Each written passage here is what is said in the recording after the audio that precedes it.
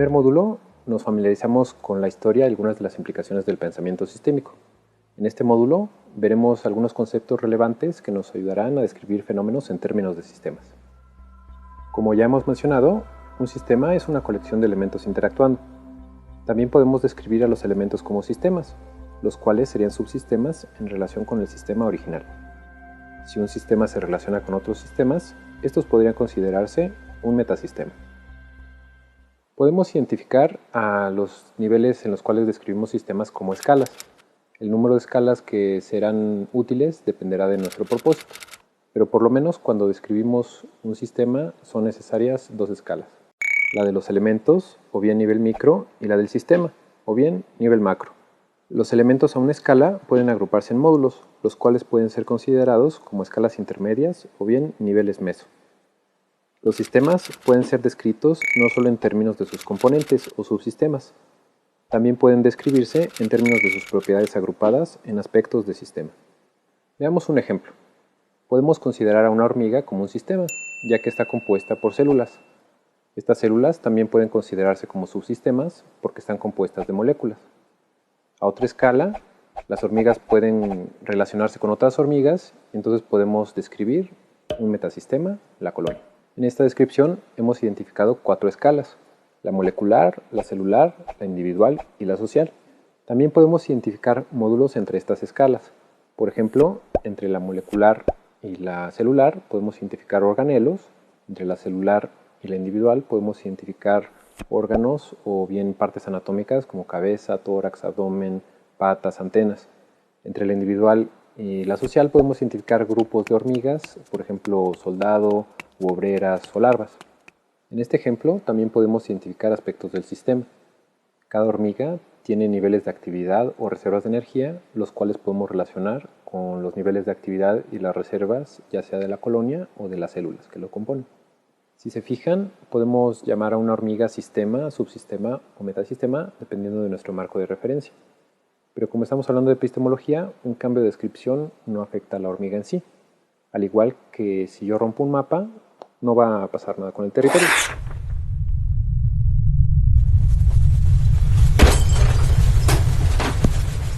Un sistema se distingue de su entorno por una frontera, la cual es identificada por un observador.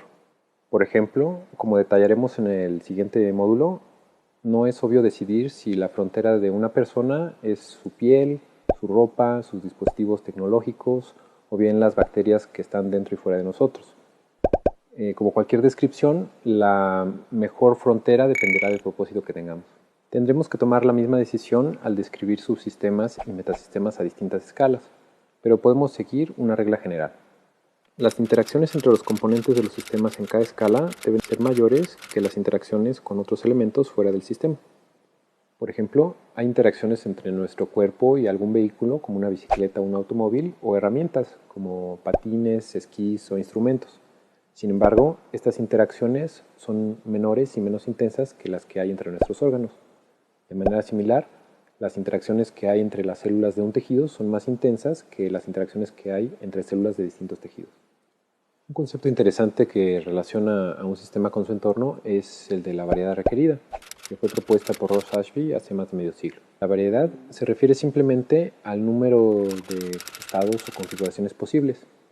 Ashby postuló la ley de la variedad requerida para decir que un controlador requiere tener por lo menos la misma variedad que aquello que está tratando de controlar. Por ejemplo, un termostato necesita distinguir la variedad posible de temperatura de su entorno para poder decidir cuándo enfriar, calentar o apagarse. Hay que notar que en muchos casos la variedad de un sistema está determinada por todas las combinaciones posibles de los estados de los elementos de un sistema. Por lo tanto, esta variedad crece exponencialmente con el número de elementos o variables de un sistema. Esta variedad puede medirse en términos de información, la cual detallaremos en otro video de este mismo módulo. Por ahora, veamos un ejemplo. En grupos sociales de humanos, hace miles de años, podríamos decir que un solo líder podía controlar a un grupo social, digamos a una tribu, ya que los grupos paleolíticos tenían una complejidad muy baja. Por lo tanto, el líder podía decirle específicamente a cada individuo del grupo qué era lo que tenía que hacer para asegurar la supervivencia del grupo. Con el desarrollo de la agricultura se empezaron a formar ciudades. Una sola persona ya no podía decirle a todos los ciudadanos qué era lo que debían de hacer para asegurar la supervivencia de la ciudad. Sin embargo, sí podía decirle a varios líderes qué era lo que tenían que hacer para que los líderes controlaran a distintos grupos de la población o bien aspectos de la ciudad. Esto es una jerarquía. Sin embargo, en años recientes, en parte debido a las tecnologías de información y telecomunicaciones y también a la globalización, la variedad de nuestras sociedades se ha ido incrementando, por lo que las jerarquías ya no son adecuadas para controlar a distintos grupos sociales. Esto es debido a que las sociedades no solo incrementan su variedad, sino que están cambiando a pasos acelerados. Como alternativa, el control social en muchos casos se ha ido distribuyendo.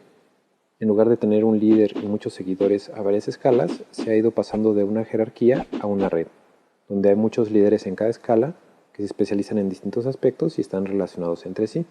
Por ejemplo, el colapso de la Unión Soviética se debió en parte a que la jerarquía no pudo enfrentar la variedad requerida de los cambios tanto internos como externos para que su economía pudiese adaptarse. Y no es que las economías actuales no tengan sus problemas, pero estas sí han podido adaptarse a distintos cambios en sus mercados tanto internos como externos gracias a la regulación tanto nacional como internacional y al liderazgo de múltiples actores a distintas escalas. En el siguiente video veremos más cómo podemos usar las redes para describir a los sistemas.